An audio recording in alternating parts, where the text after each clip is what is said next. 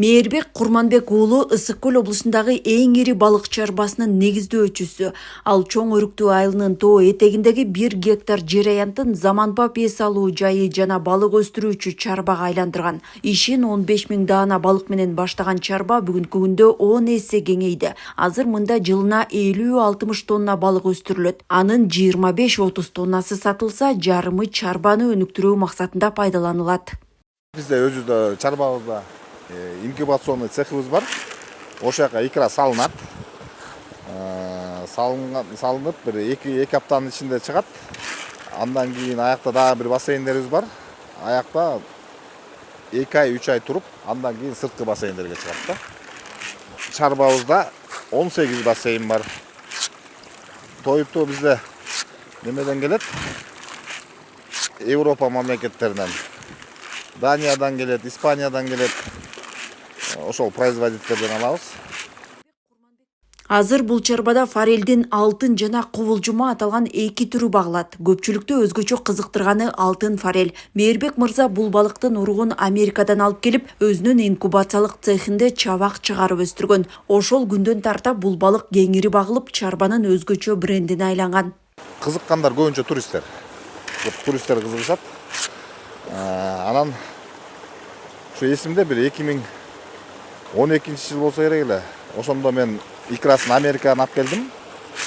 Аябай биздин кыргызстандыктарга ошондо өң көрүнүп, бул кандай, буну кантип жесе болобу деген суроолор пайда болгон. Андан бери мынакей 14 жылдан ашык убакыт өтүп калды. Элдер көрүнүп калды. Ушуну именно сурап келгендер бар да. Ушуну жейт элек депчи. Ишкер белгилегендей, балык багуунун машакаты көп. Жакшы натыйжа алуу үчүн багуу шарты, суунун тазалыгы жана температурасы, ошондой эле сапаттуу тоют негизги ролду ойнойт. Бул талаптар толук сакталбаса, эмгек акталбай калат. Ошондой эле ишкерлер үчүн мамлекеттик колдоо дагы маанилүү. Мурун 5 жыл мурун мен жанагы льготный сельскохозяйственный кредитти ала алчу эмес элем. Бүгүнкү күндө Айыл банктын, РСКнын жумушчулары ушундай бизде продукт бар, сельскохозяйственный КПК деп коет экен. Ошондой албайсыңарбы деп мага предложениялар менен келип атат. Бул аябай жакшы көрсөткүч деп эсептейм да. Тоо боорунан агып түшкөн табигый муздак жана таза суу форелдин жакшы жетилишине шарт түзүп, өндүрүлгөн балыктын даамын жана сапатын жогорулатат. Жайкы сезон кызыган маалда бул жерге күнүнө 1,5-2 миңге чейин турист келет. Коноктор балыктарды жакындан көрүп, өздөрү кармап, ошол жерден бышыртып жегенге мүмкүнчүлүк алышат. Суроо талап көп болгондуктан чарба учурда балыкты сыртка сатууну токтоткон. Башында ошондо оюм бар болчу, экспортко чыгаралы дегенчи. Бирок суунун бизде тоодон түшкөн суунун көлөмүнүн аздыгына жараша бизге келип эле кеткен кардарларга да жетип калды да. Экспорттун объемдору аябай чоң экен.